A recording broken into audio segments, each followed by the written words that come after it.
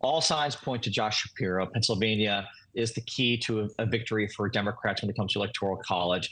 This is someone who has demonstrated the ability to win statewide in the swingiest of swing states as a Democrat. His approval ratings are very high, especially amongst independents, and even high amongst Republicans, considering that he's a Democrat.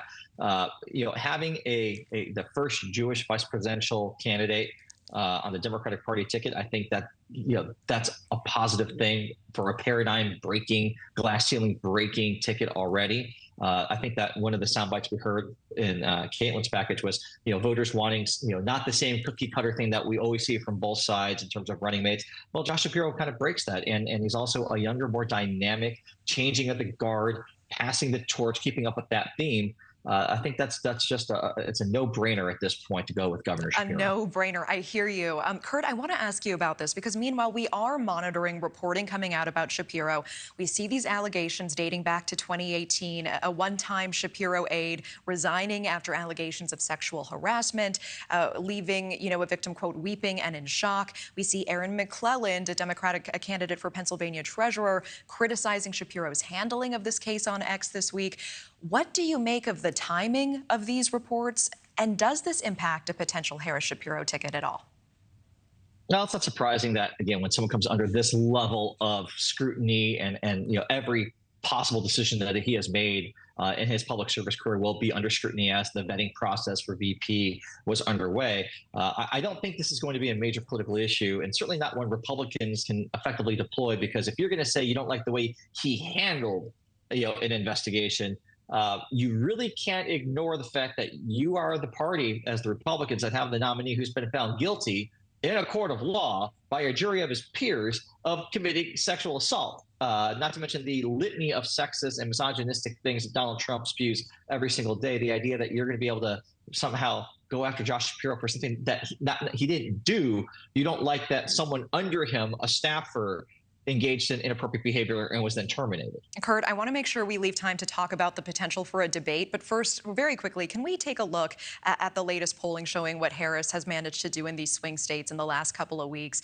We see her now equaling or exceeding Trump's numbers in most of the swing states right now. There are a few holdouts.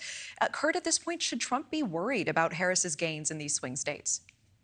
He really should be, because when you dig deeper into some of those polls, and I see we're looking at that Fox News poll, one of the most revealing parts of that poll was that 22% of voters who didn't like either candidate at the time, Biden or Trump, double haters as we call them, 22% of them now have swung towards Kamala Harris. That's very troubling signs for Donald Trump and the Republican ticket. Kurt, I'm so interested to hear what you make of this potential debate, because we see the Harris campaign saying Trump is running scared now that he's refusing to debate on ABC, saying he will only do it on Fox, that there will be a full audience. Kurt, will we see a debate, in your opinion? And do you think that Harris would be smart to accept these terms?